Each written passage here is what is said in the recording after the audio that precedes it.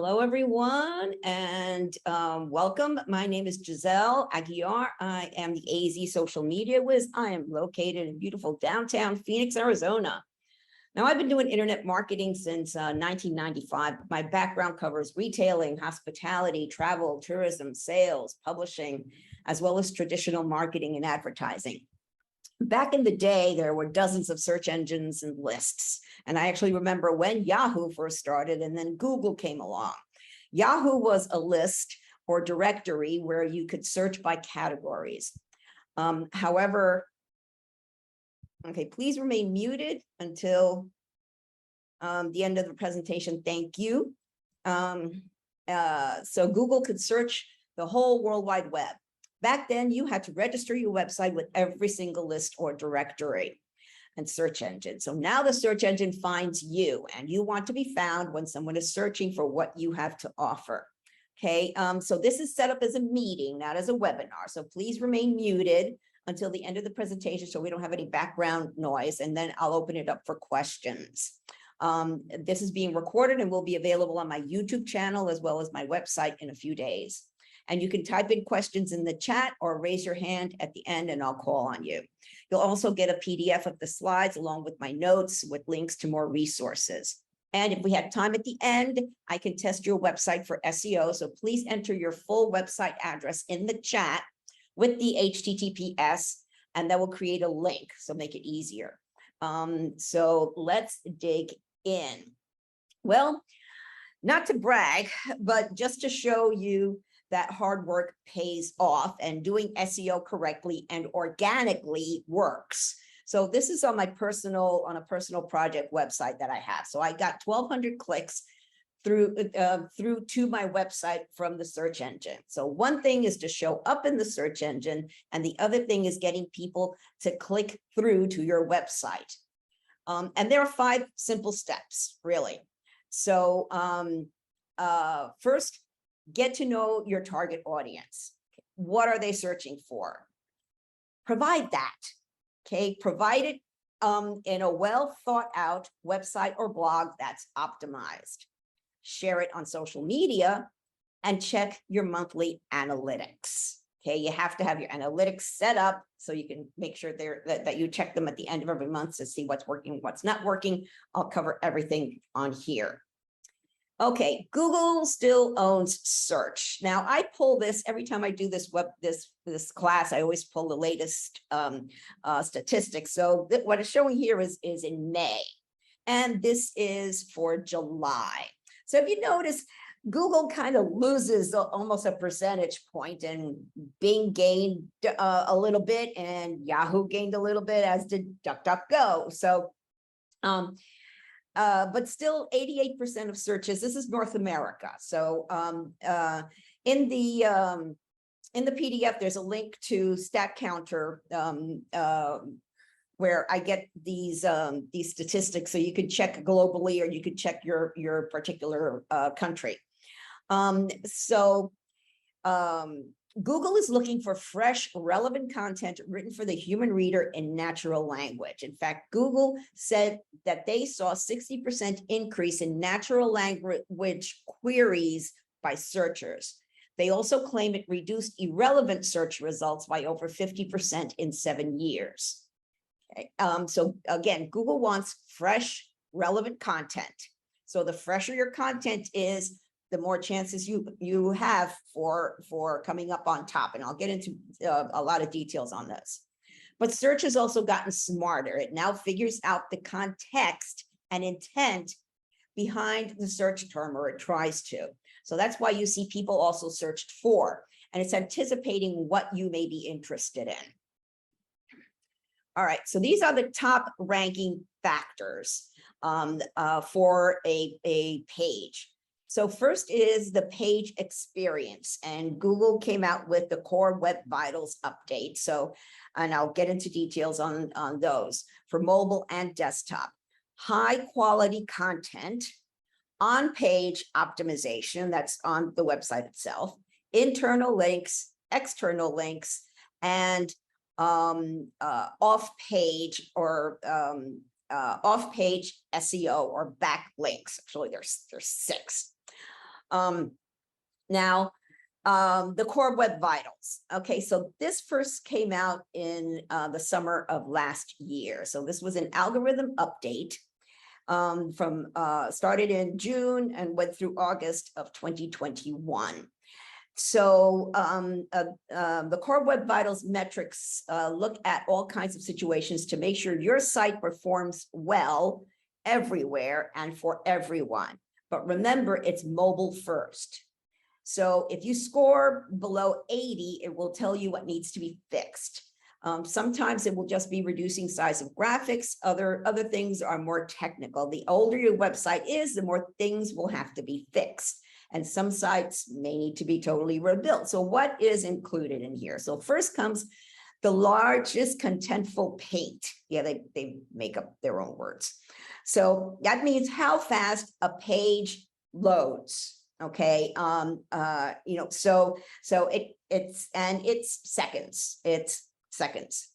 Then we have the first input delay. So this is how fast users are able to interact with the page after landing on it. Then we have the cumulative layout shift. So this is text moving up or down because of graphics, widgets, or ads. I had the problem on that with one of mine. And I had a slider on the top, but the width of the images was different sizes. So every time it switched images, it moved all the text underneath it, either up or down. Another plugin that did that was one that I had for on a client side for referrals or recommendations and testimonials. And so depending on the length of the testimonial, it moved everything up or down. So that you need to make sure that, update those plugins and make sure that that doesn't work anymore. Well, let's go into a little bit of detail here. So if a web page takes longer than 2.5 seconds, 2.5 seconds to load, it's slow and needs improvement. So usually it's large graphics and a lot of back-end code that slows a site down. Unfortunately, back-end code is what the site builder platforms use. No matter what they do or how many add-ons you pay for, it's still going to hinder the site ranking. Then you have interactivity. That's the first input delay. So that's how quickly a user can interact with the page. So over 100 milliseconds, okay, it's the blink of an eye, okay, it needs improvement, okay? This is hindered by, again, large graphics and empty space at the top, which is prime real estate. So a visitor should find what they need right away. And then again, visual stability, which I talked about, which I just talked about. So this is usually, again, caused by plugins or widgets where the movement causes the elements of the website to shift up or down. That's like the easiest one to fix, really. So it also takes into consideration the page or user experience. Okay, so you which this is you have the user interface or UI or the user experience or the UX. Okay, so you want to build your website for the human reader with the search engine in mind. Okay, your homepage content should be long enough to clarify who you are, what you do, where you're located, if you're a local business, your value proposition, that means what makes you different, and what visitors should do next. Okay, so what do you want the person to do when they get on your website? So these visitors should leave satisfied, not overwhelmed or underwhelmed, and absolutely not confused. Okay, so the website should also be easy to navigate with internal links, which makes it, again, easy for people to find more information. And then internal search. Okay, so if they landed on a blog article and they want to know, what other topics you have, and so they may do an internal search. You always want to have an internal search in there, especially if you're an e-commerce site also, so they can search for other products. Don't make people think. Okay, don't make people work for what you want them to do. Okay, that's really, really important. Basically, put yourself in your target's shoes and think of the UI and UX. So if they don't find what they're looking for in the first 7 seconds, they're going to leave, and that will give you a high bounce rate. So the bounce rate is calculated by how many pages. Hey, just let somebody in. By how many pages a visitor views while they're visiting. So the visit is called a session. Yeah, okay. A visit is called a session, and a one person can view more than one page, and that's what you want. If the person views one page and then leaves right away, that is a bounce. They bounced out. So your Google Analytics will give you a bounce rate, and you want that bounce rate to be as close to 50% as possible. Now, obviously, if you're a brand new website and you don't have that much content out there, I mean, you haven't written that many blogs, you don't have that many, that many pages for people to keep a visitor's attention, then you're going to have a high bounce rate to start out. But that's as you create that content and you interlink the pages, and I'll talk about the internal links in a minute, that will keep people longer on your website. Now, still, it's a big deal. So as of July of 2019, the speed in which a site loads on mobile became a ranking factor. So according to Google, and I quote, "We encourage developers to think broadly about how performance affects a user experience on their page, and to consider a variety of user experience metrics." Okay, so pages that take too long to load have a higher bounce rate, and visitors leave within seconds. Slow loading pages have a negative impact on conversion rates. Okay, and I'll talk about conversions in a minute. A conversion is basically, what do you want a visitor to do? You want them to download something, a free ebook, to join your email list. It's a call to action. It's what you want them to do. You want to convert the visitor into either a lead or a sale. And then 53% of users will abandon a page if it takes more than 3 seconds to load. Okay, especially on a mobile device, So what do you need to do? First, you need to know your audience. So clearly define your target market's persona. Do some research. Understand how people search. What problem does a potential customer have that you can solve? What questions are they asking? Provide the answers. Are they searching for symptoms for a health problem or to alleviate their pain points? Are they frustrated over something? How, when, and where do customers determine they need your product or service? Okay, is it away from home or office, using their cell phone? Are they more on a desktop computer? Are they over 45 or under 45? Okay, usually I use the age 45, but usually over 45 people prefer to be on a computer, on a desktop, and under 45, they prefer to be on a mobile device. So you want to provide the content that these people are searching for. Okay, so you want to become a content magnet. Okay, so you're gonna provide the content that people are searching for, so they will subscribe to your blog, they will join your newsletter list, they'll also follow you on social media because you're posting good content, the quality content that Google is looking for. So Google is not just looking for quality content, so are your potential customers out there. All right, so how do you figure out what type of content to write about or create?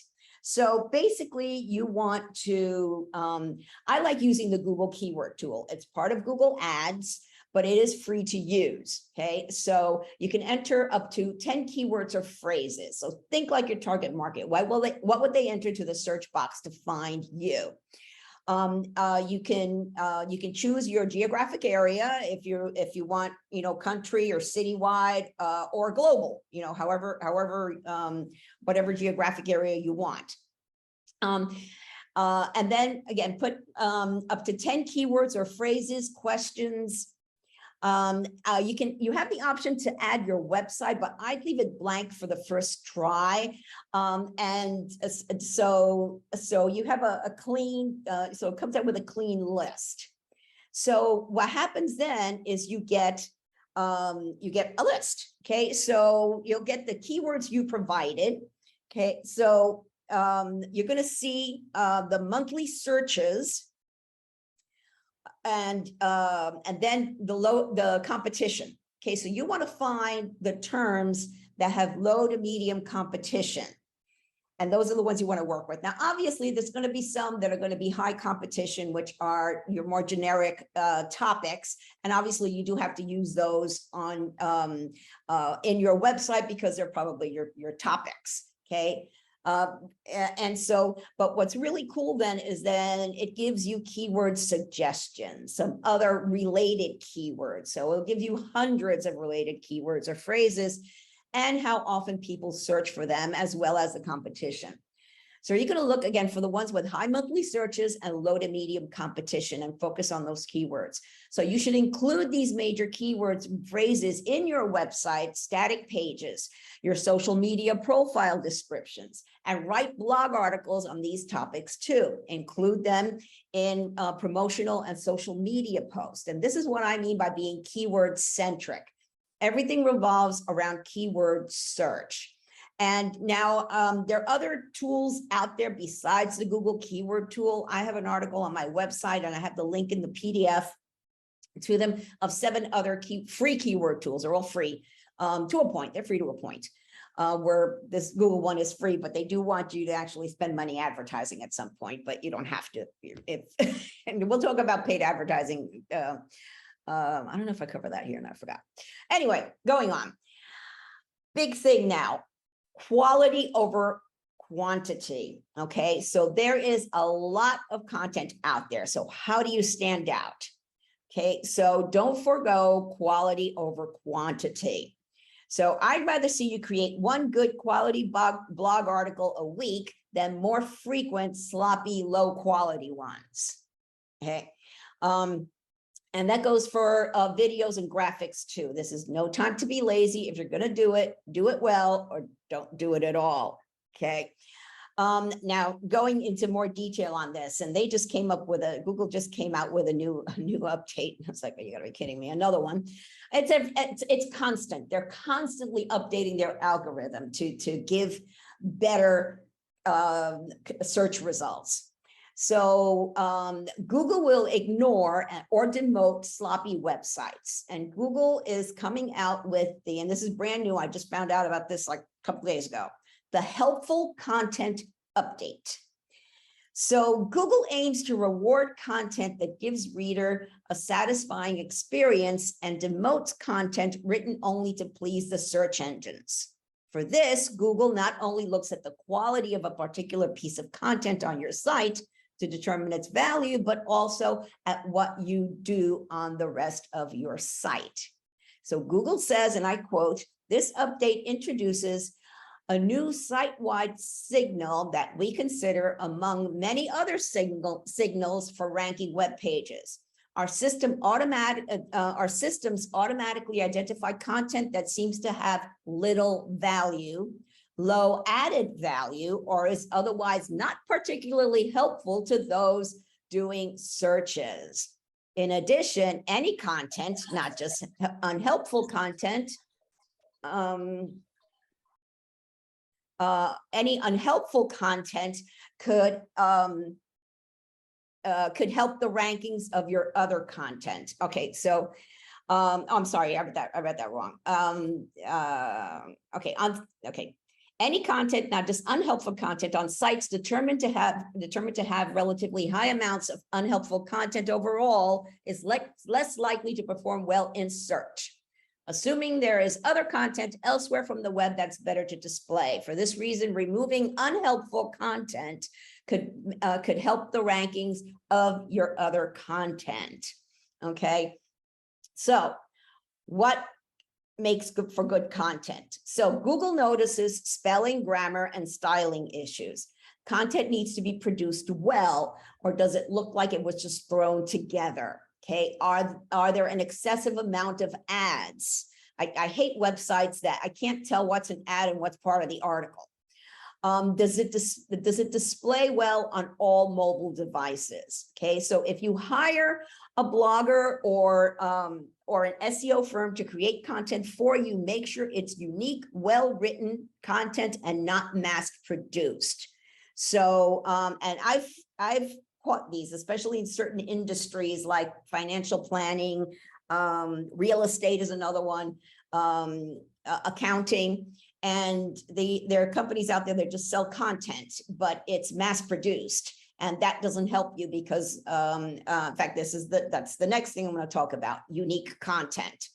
Okay, so you want to create good quality content that is unique and of interest to your target audience. Okay, so write about what you know, in trends, industry news, interviews, commentaries, testimonials, hypothetical situations. Don't let this happen to you. Reviews, okay, reviews of products, books, anything that's related to your business. Then benefits, advice, answers to questions and problems. And that also frequently asked questions. Every business has frequently asked questions. So though you can have them all on one page and that's okay, but each one of them can be a more in-depth blog article that will help you to catch the search engine's attention. And then tell stories, tell stories, tell stories. So, I mean, if you're just starting out, you don't have that many stories to tell, then go to the hypothetical situation, just make up a story. Like for instance, if this happens to you, blah, blah, blah, then we've got the answer to your problem. So the people are searching for an answer or a solution to their problem. So you can give them a conventional solution, but also introduce a better solution. So, and link to your own related content, landing pages promoting a special offer, and link keywords so the reader can dig deeper. Okay, then we've got eat. Please stay muted until we get to the end of the presentation so we don't have any background noise. This is expertise, authority, and trustworthiness. Google will show your content on the top if it thinks you are an authority or expert in the search category. The more you blog about what you know, the better you'll rank for your topic. If you duplicate other people's content to save time, you're going to lose out on this. Google needs to know that you are the authority on your field or industry. So if an article is duplicated, Google will give the authority to the first one that was published. So that's why purchasing mass-produced content does not work. It doesn't help you at all. It is a waste of money. Then freshness. So Google will pull up the freshest content it can find that matches the search query. So that means you need to blog often. So, and if you haven't blogged in a while, go through your site and delete outdated, irrelevant content or unhelpful content, like Google puts it, and redo your blogs into content clusters as new posts. When republishing an article, you can change the published date to a current date. Okay, so if you're just starting out, okay, and you don't have blog articles and you need to refresh or anything, you need so you want to get Google's attention, you need to blog at least 3 to 5 times a week for the first 2 weeks to get Google's attention and create that authority. Then go down to 2 to 3 times a week for the next 2 weeks. After that, once a week should be sufficient. But you want to check your analytics, okay? So if you're blogging less weekly and you notice that your website visits are going down, then you're going to need to blog more often. I mean, I did a client of mine, one of my first clients a long time ago. We were doing a blog article a week. But it was taking me forever to research the topics and so forth. So then I started doing embedding videos. And so I would embed a video on the topic and then introduce the video, then summarize the video at the bottom. So I was able to do 3 articles a week, and we more than tripled their page views. And it made such a difference. It blew me away. I was like, okay, so, blogging more often works, so, but again, you need to keep checking your analytics. And, the same thing happened with, something similar happened with another client. He started blogging 2-3 articles. So he was getting the traffic to his website. Then he stopped. He got busy and he stopped. So we looked at the analytics and you can see the drop down in visitations as soon as he stopped blogging. And so I'm like, hey, the analytics don't lie. It's here. I'm not making this stuff up. Okay, the analytics don't lie. All right, so let's talk about optimization. First is on-page optimization. The search engine indexes pages. That's why each static page and subsequent blog articles or posts all need to be optimized. So this is part of the searchability or the discoverability of a page is the structure. So the first thing is the title tag. Okay, so this needs to be under 60 characters and home is not the name of your business. Okay, so you want on your, so there's actually two different places within a website where the title tag is important. You want to be as specific as possible with the title tag with relevant keywords and or your location. So on your home page or the front page of your website, as you're setting up your website, so you have the name of your company, and if you're local, your location. For instance, I was working with an accountant in Yuma some time ago, and so the name of his firm was his name. Well, the problem is if nobody knows his name, they're not going to find him. So they're going to search for accountant in Yuma or tax preparation Yuma. So you want to put the city, Yuma, Arizona, in the title, your location, because if you're a local business, that's important. The title tag is the first thing the search engine sees when it's crawling your each page from the top down. Okay.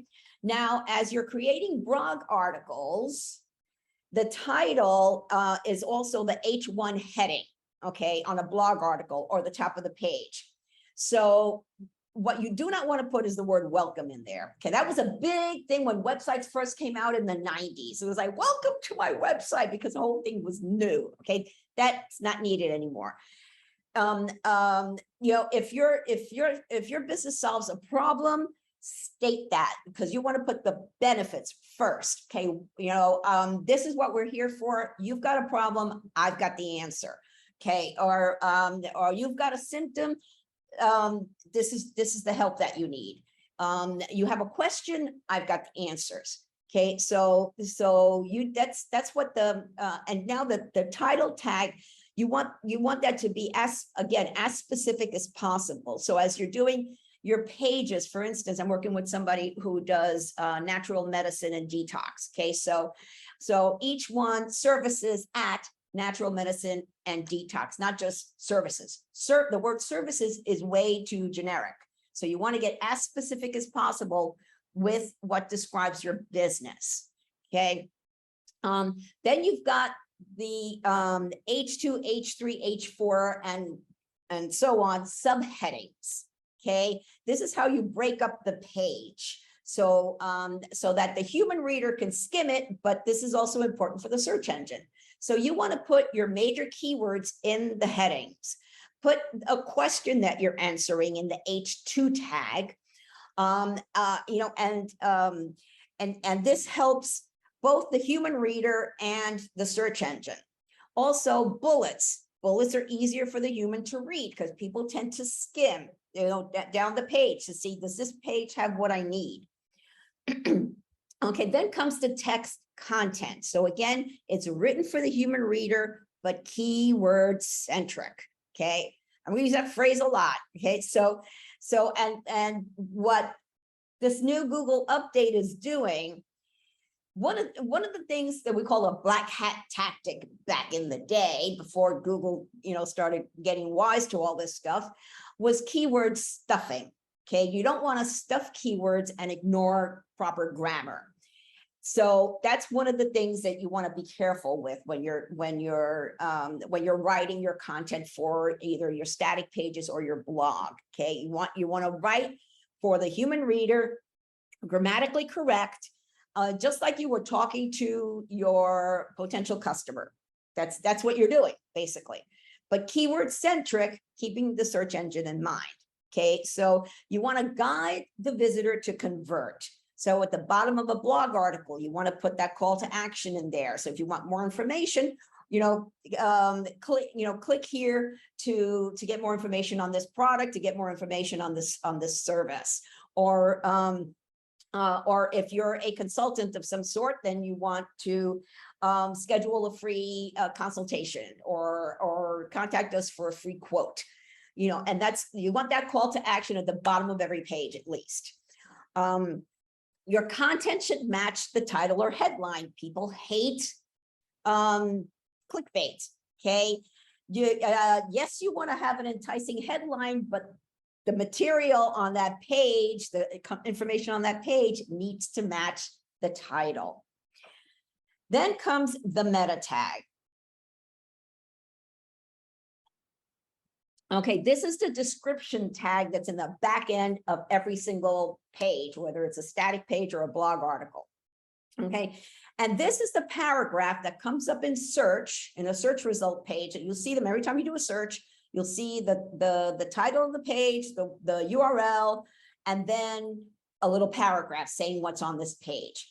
Now, yes, this helps you come up in the search engine, but this is also what the human's going to see when they click, when they see your site come up in the search. So that's called an impression. So the impression is when the human reader actually saw your listing in the Google search results page. But now they need to click on it, because that's important. That's what makes the meta description crucial. Okay, so one thing is ranking high on the search engine plays, but if no one clicks on the link, what good is it? So if you have a hosted WordPress website, there's a free plugin called SEO by Yoast, Y-O-A-S-T. And the link to this is going to be in the PDF that you're going to get of the slides. And this helps you so you can optimize not just your static pages, but your blog articles also. And it tells you where you can fix your page, like you don't have a keyword in the subheadings, or it's not in your opening paragraph. And that's what happens too. So if you do not have a meta tag description in there, what Google does is it finds the first paragraph. So if the first paragraph, doesn't really describe your page, it's not helping you either. Okay, so that's one of the things that you want to make sure you always have a meta tag description, which is just 1 or 2 sentences. So again, written for the human reader, but with the search engine in mind. Okay, then we have graphics. Okay, so every time you upload a picture onto your page, there is a place where you can add the description. Some places it's called description, sometimes it's alt text. Okay, so technically the Google search engine doesn't see images. It sees, it indexes texts and links. So the alt text description is another place for you to put those relevant keywords. You can put the title of your article, your blog article, or the page there, or you can describe the picture if it's obviously it should be relevant to what's on that page. Then on your blogs, you have the ability to add tags to this blog, which are relevant keywords or phrases. And you've got blog categories. So these are indexed,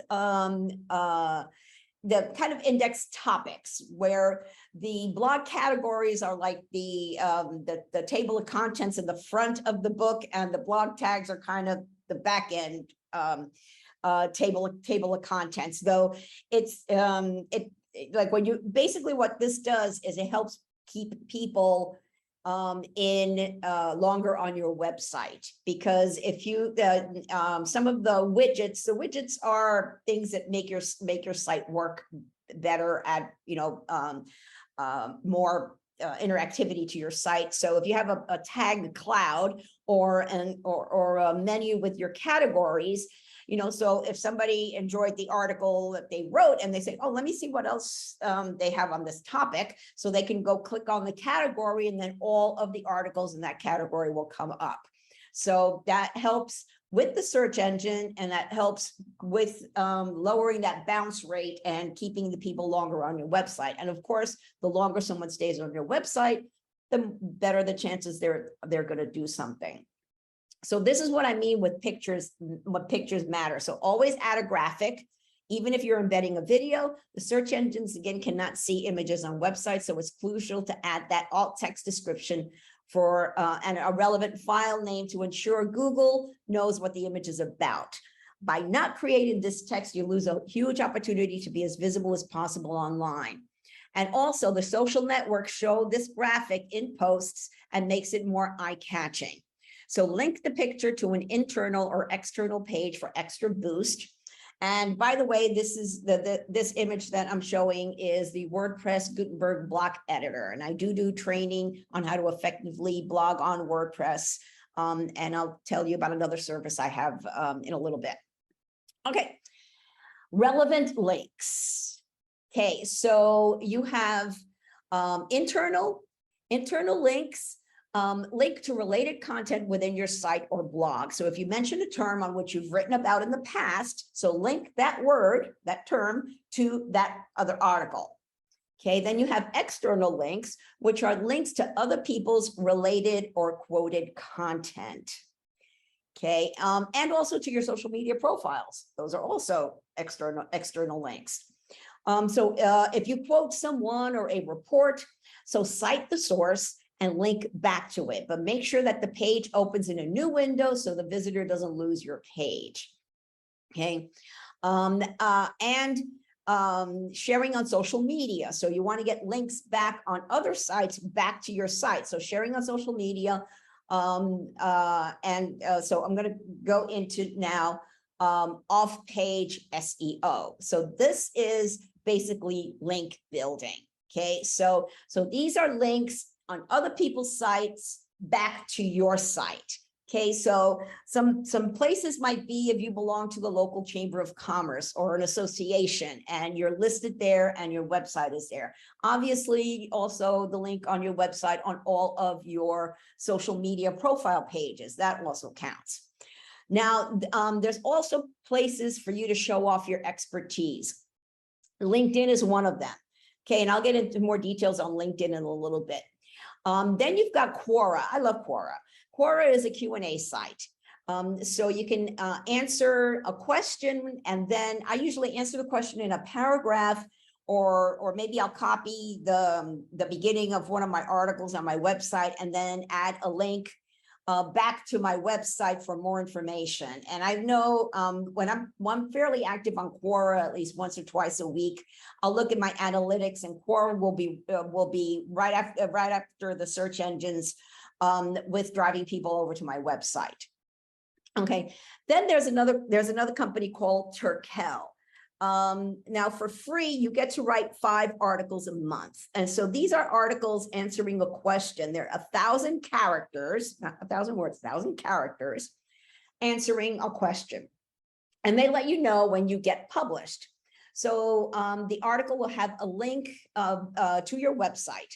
And so for instance, and I'll show you in a minute that I was recently quoted in an article answering the question about outsourcing your content marketing. Then there's Haro, or H-A-R-O, help a reporter out. And the link to these sites will be in the PDF that I will send you later this afternoon. So this is a place where reporters will put types of article information that they're looking for searching for experts in whatever topics. Now, guest posting, I just read an article that really doesn't work for SEO, but it works for sales, okay? Only because you're putting your expertise in front of a target market niche. For instance, a detox spa writing about the benefits of detoxing on a chiropractor's blog. It's also driving direct traffic to your website when people click on it, but it really doesn't help with SEO. It helps, well, when you see your analytics and you see some things came from direct traffic, then you'll see that that's what that means. So that means somebody saw the link on somebody else's website, not social media, but somebody else's website, that and they clicked on it. So that's a direct one. Or they had your URL, or they had you bookmarked on their website, but they didn't use the search engine. or didn't go through social media. So every time you share your content over to social media with the link back to your website, that's a backlink, okay? So this is organic backlinking. Now there's people out there that will sell you backlinking, but make sure it's legitimate. I mean, make sure that there's that it's topic or industry inclusive. So it's within a certain industry that you're in a list or something like that. So like this was the article I mentioned. So one of my answers was featured in an article through Turkel. So there's my website, and it's showcasing my expertise, and it's helping with SEO. All right, social links.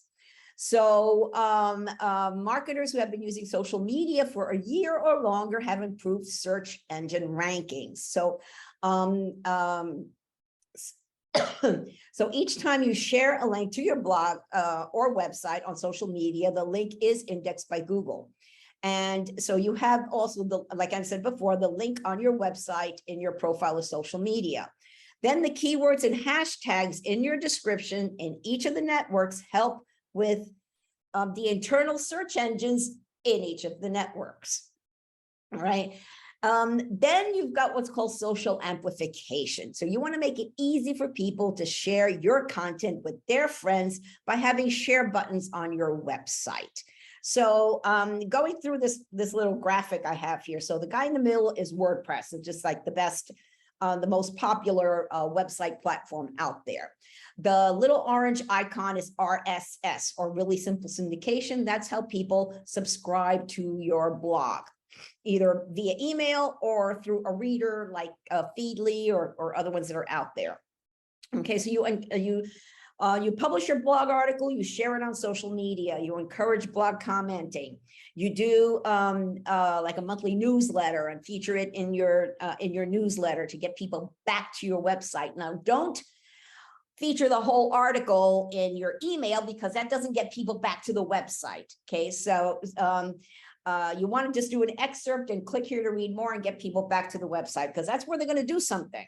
Okay, talk to your target customer, and then also use niche groups and forums. Okay, there's groups on LinkedIn, there's groups on Facebook, there's Reddit, there's a whole slew of pages, places that you can find, and there's industry groups and forums also.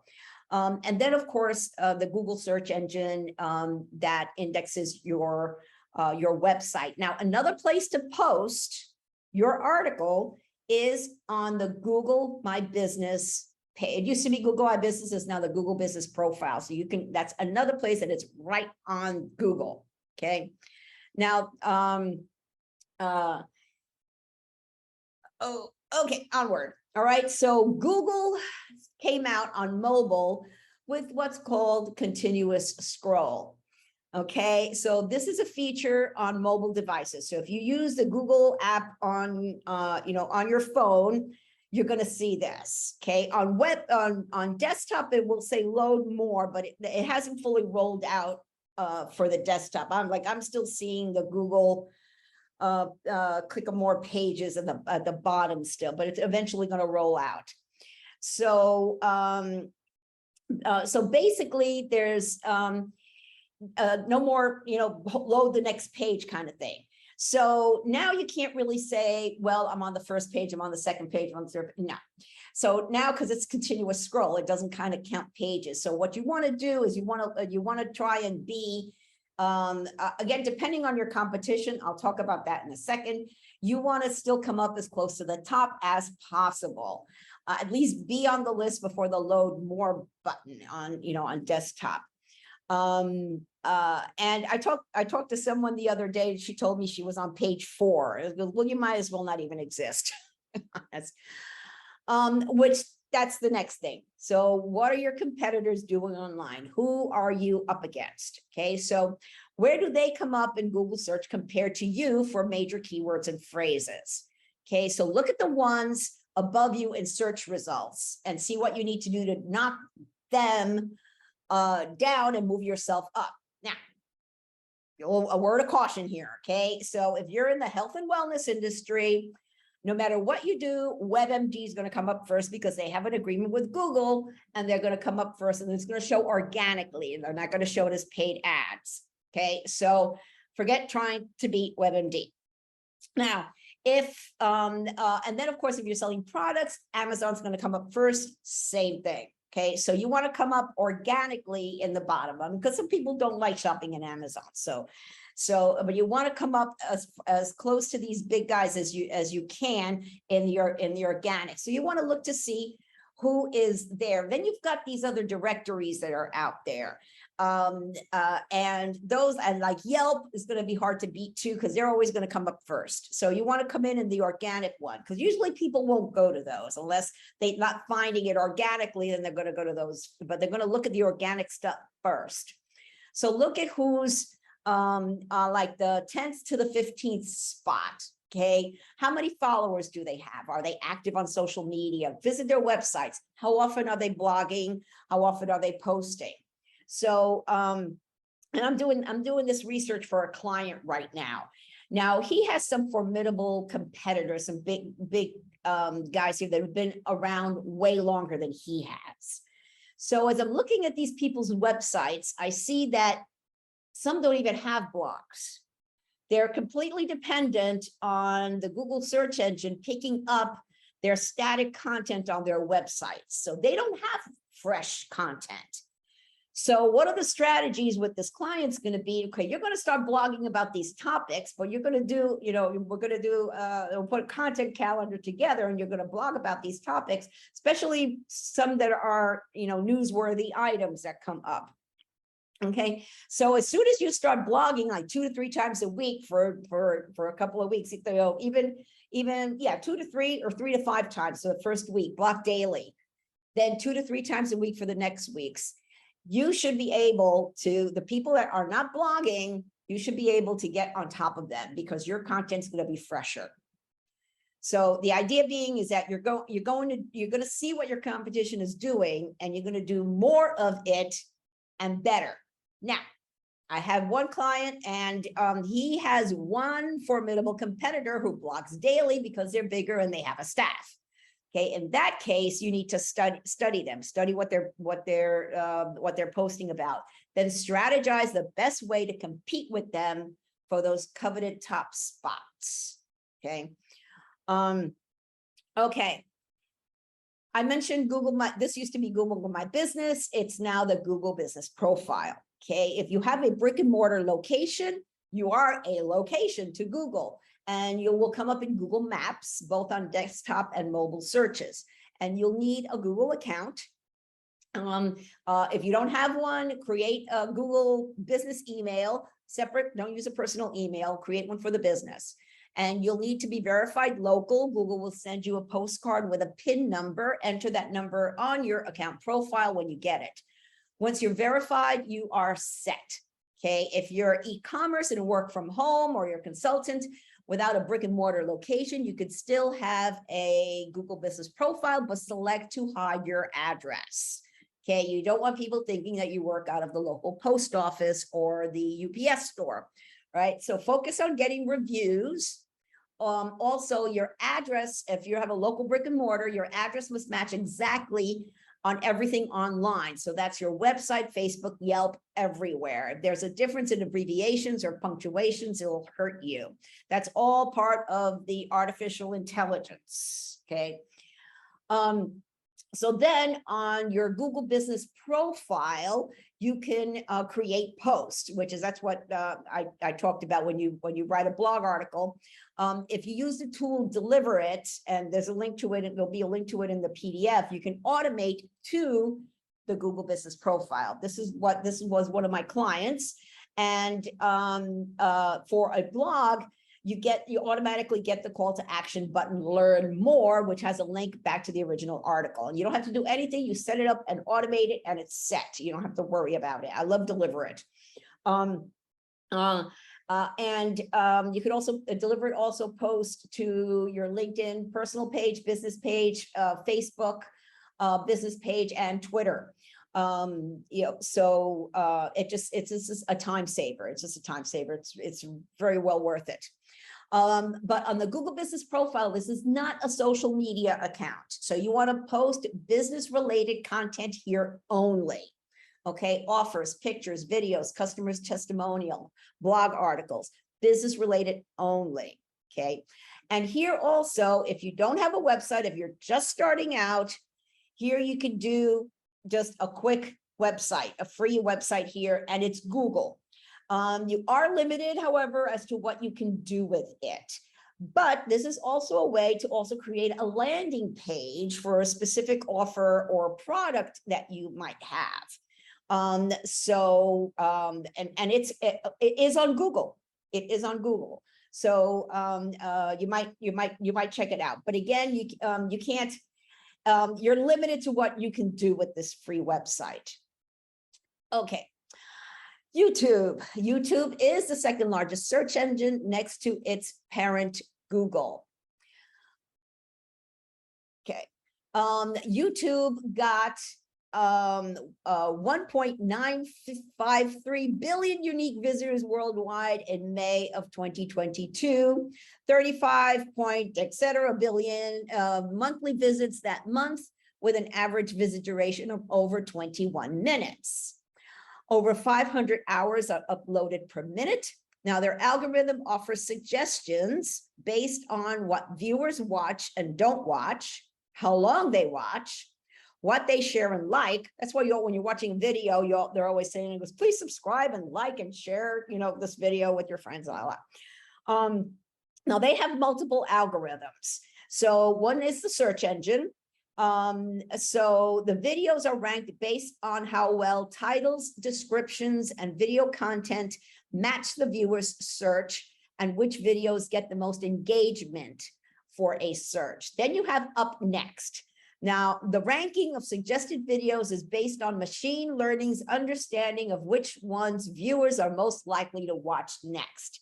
So these videos are often related to the video a viewer is watching, but they can also be personalized based on the viewer's watch history.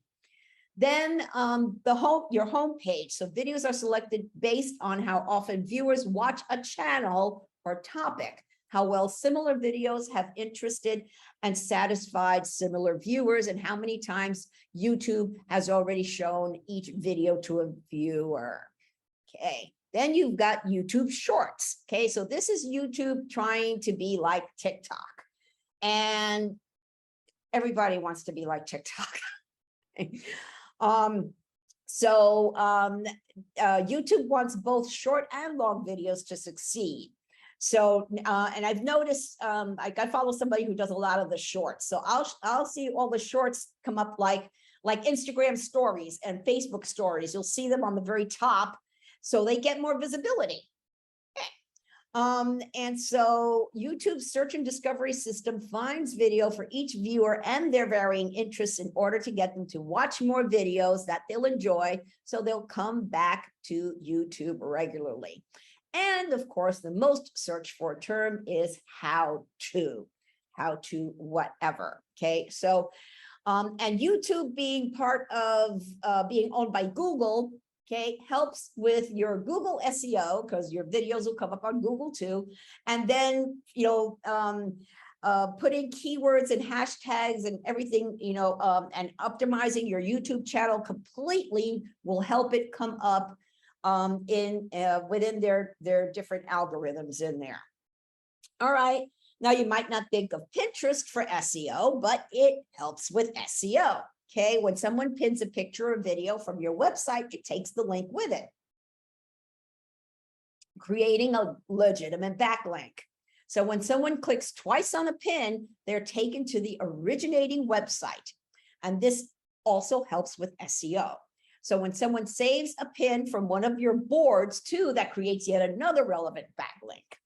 And so Pinterest is a must for e-commerce. So this is an example of a pin, and it shows where the picture was pinned from. So there is the URL. Okay, LinkedIn. LinkedIn is the largest professional network with over 650 million members. Actually, I'm sorry, that's an old stat. We're well over 800 million now.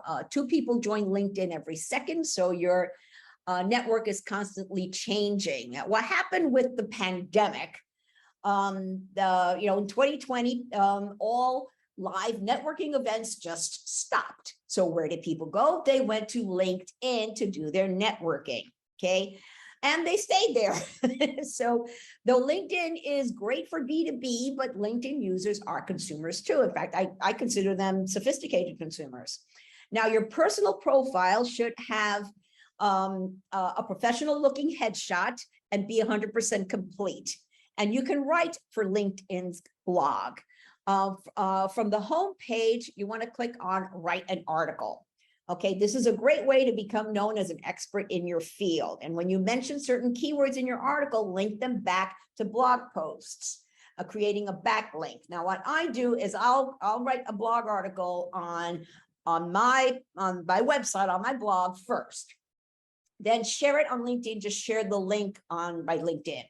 Then a couple of weeks later, I will copy the whole article over on LinkedIn and write an article, but in the bottom, I will put this article originally appeared on, and then the link to the original article on my website. So that tells Google that my website has authority. And that's important. And again, it goes back to duplicate content out there. So you want to make sure that you don't have a lot of duplicate content, but you want to make sure your website, this is like it's syndication, so you're being published in other places, but it goes back to the original article, which has that authority in there. Now, I have 2 LinkedIn webinars coming up in September. The first one is for the personal side, how to improve your personal LinkedIn profile, and then another one on the business pages. Okay, so there'll be when I send you the video and the PDF of this, you'll have the links to those 2 videos that are coming up. Okay, now LinkedIn, I call it the featured section. So is this on your personal profile? So you can link a video, a blog post, a web page. You can upload a PDF, a file, or a slideshow, and this provides extra exposure or credibility and helps with SEO. Another backlinks, more backlinks. So on LinkedIn, companies have company profiles, which are like the yellow pages. A business cannot have a personal account, though some people do, they shouldn't. It's against their rules. Same thing with Facebook. Your business cannot have a personal account, but you need the personal account to create a business profile. But they're two different things, and they are indexed differently. So you are probably linked on LinkedIn to your company page as an employee, and you can post and write as your business. Make sure your company profile is 100% complete. Fill out everything, and I'll go in depth with this in the upcoming webinar.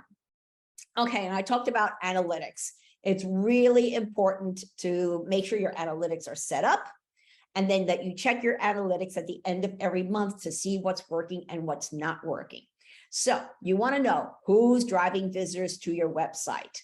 So the first thing you're going to see the search engines will usually be first. So if you've had 1,000 people visit your website, more than likely about 600 of them came from the search engine. Usually that's what it comes up to.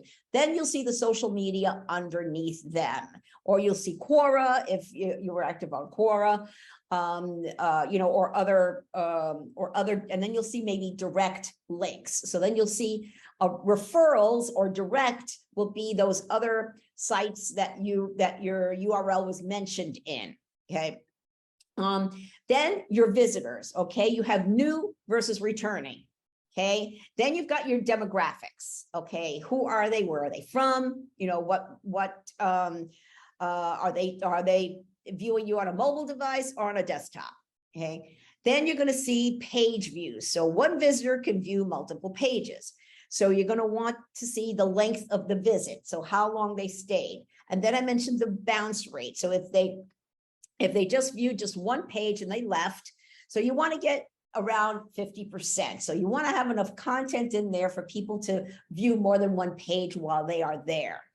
You're also going to want to see which are your most popular pages. So you'll see, which one on my website, for whatever reason, year after year after year, I have a blog article that I did years ago. I've updated it since, but I started it.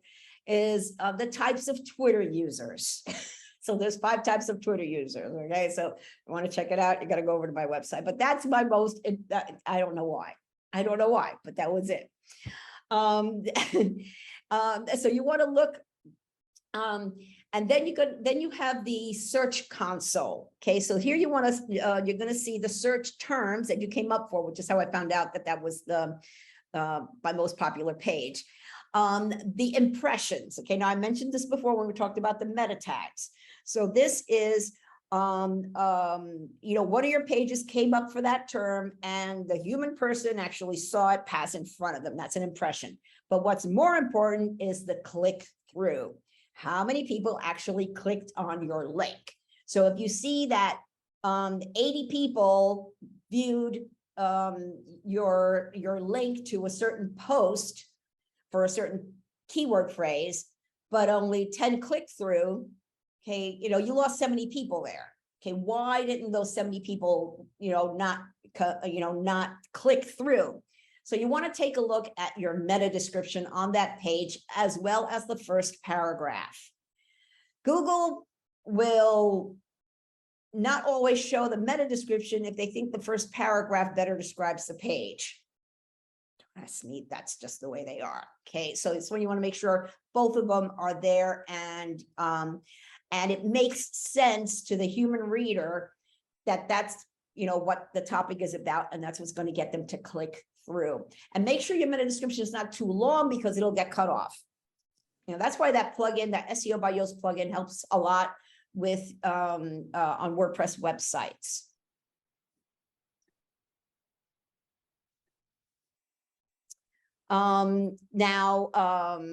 Then your position, please stay muted. I hear it's very distracting to have the back sounds. Okay. I will answer questions, and I'm almost done. So we'll open it up for questions in a few minutes here. Okay. So you want to make sure that your analytics are set up on your website before you start doing anything. Okay, so Google Analytics, and then also on your social media, you're going to want to make sure your analytics are set up. All right. And they have to be activated on your website so you can track the visits, the page views, and how long a person stays.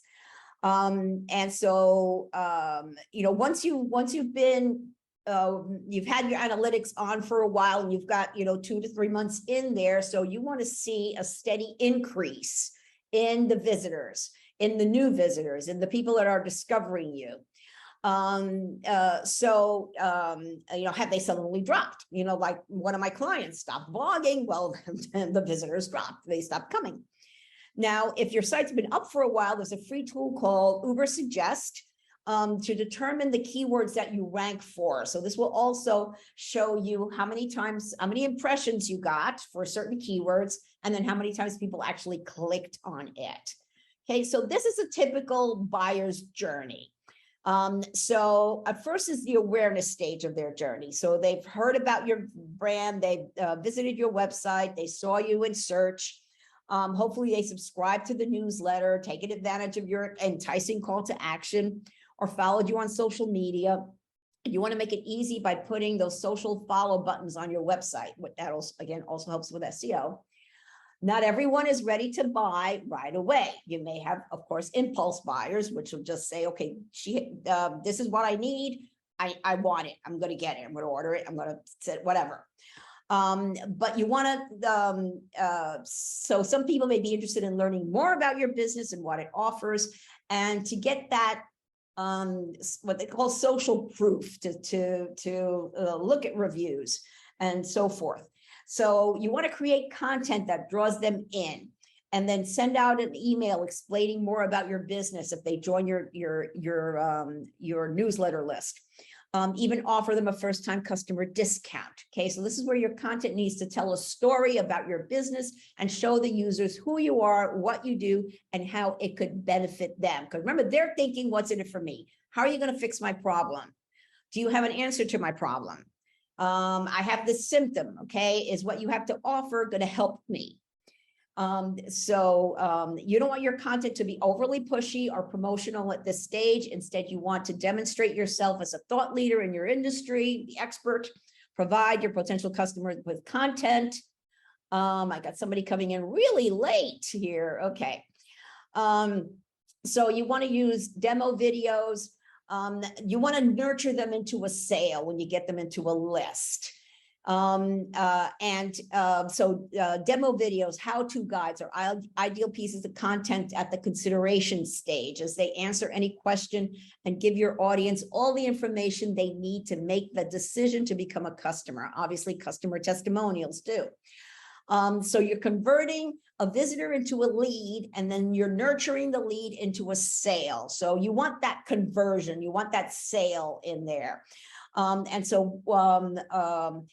You know, keep them engaged. Keeping them engaged is important, knowing that that you understand their needs and preferences, and it'll help develop your relationship with them and keep them coming back for more. So a happy customer will also become an advocate. So leave a good they'll leave a good review on Google or Facebook, Yelp, whatever. Tell their friends. Their testimonials become a sales tool for you. So encourage happy camper customers to review you on Google by giving them a link in the thank you email. Okay, set SMART goals. Okay, what do you need to accomplish? What do you need to achieve? So each goal should be specific, measurable, attainable, relevant, and time bound. Do a SWOT analysis. So every business has strengths, weaknesses, opportunities, and threats. Okay, the threats are your competition. Weaknesses might be, okay, I'm doing this all by myself, so I've got to take care of me, and I only have so much time to do stuff. Opportunities are just that. Okay, you see an opportunity, you see something is trending right now, and you have to offer, you have that, you're offering that, you're in a good place at the right time. And the strengths are what you have to offer, and that you've got a good product, you've got a good message, and people are going to like what you have to offer. The whole bottom line, and the proof is in the sales. So if you're not seeing ultimate results, it's time to analyze and figure out what's not working. So what if your efforts don't work? Now, in the beginning, it's a lot of trial and error. Okay, so if you think you're doing everything right, but your analytics are telling you that something's not working, so you're not getting conversions, you're not getting sales. So what you have to look at, and this is just a quick overview of this. I do a whole webinar on this one, and I've got it scheduled for September 29th. Okay, so that's going to be my, what if my stuff isn't working? Okay, so if you're getting reach on your ads, but they're not clicking through, then it's the wrong message or the wrong audience. So if you're getting click-throughs to your website, but people aren't converting, then it could be the website, the call to action, the landing page, or even the product or service. And I said it before, a bad user experience will cost you sales. So if you're ranking on search results, but not getting clicks, then it's your meta description, your titles, or your first paragraph that's not convincing the searcher that you have what they're looking for. Now, this is an example. I'm going to go through this really quickly.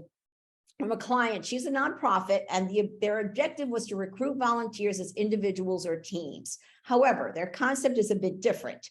Now, she applied and qualified for Google nonprofit ad grants, and it's been working. Okay, so the dark blue line was January, and the light blue was December. So now an average conversion rate overall, again, it varies depending on your industry. It should be 2 to 5%.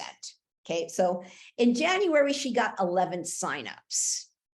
Okay, obviously the people were going to the website. The problem was the website was too confusing. There were too many places to click. They had to just find out, you know, how it works. There wasn't anything how it works. So it was crazy. It was crazy. So then she kept going with the as I told her to do a video explaining how they work and why they are different. And she said, I don't have anyone to help me with it. Okay, well, fast forward to March, and that's the one we're looking at now. So she had over, well, 3,700 new visitors to the website. So that's more than double their visitors. but they still were not converting. And I told her she's throwing away 3,000 leads a month. Where was the problem? Obviously, the ads were working, so were the social media posts. The problem was the website. They were getting lost. They were confused. They had to click too many times to get to where they would sign up. Now, the first solution was, again, adding a video to the landing page and explaining how it worked and what's involved, etc. Now, the other problem she was on a Wix website. And as soon as she told me that, my heart just broke when I first started working with her. And I go, we're going to have problems. I even told her in the very beginning, you're going to have problems because Wix is very, very limiting. So move to WordPress. And so supposedly somebody was going to build her a WordPress website. So with WordPress, you have more options, you have free tools, free plugins, and it's way more customizable. And again, at the end of September, I have a workshop on how to determine and fix your any marketing problems. What your ads aren't, what you're doing isn't working, whether you're doing paid ads or whether you're doing organic non-paid posts. So big question I get a lot is, when do I pay for SEO, or should I pay for SEO? So I usually tell, for 3 months, do it all organically, non-paid, do exactly what I told you to do, blog often, put your content in there, do your social media, and you're not seeing an increase in website traffic and or conversions, it may be time to consider paying an SEO agency that specializes in technical SEO. Also, especially if you're in a highly competitive field or industry and you're up against some formidable competitors. So if you do hire someone, again, make sure they report every month. Also check your Google Analytics yourself to verify that they're truthful in their reporting. In addition, make sure that they're providing good quality content and not low quality articles that are mass produced or articles packed with keywords and ignoring proper grammar.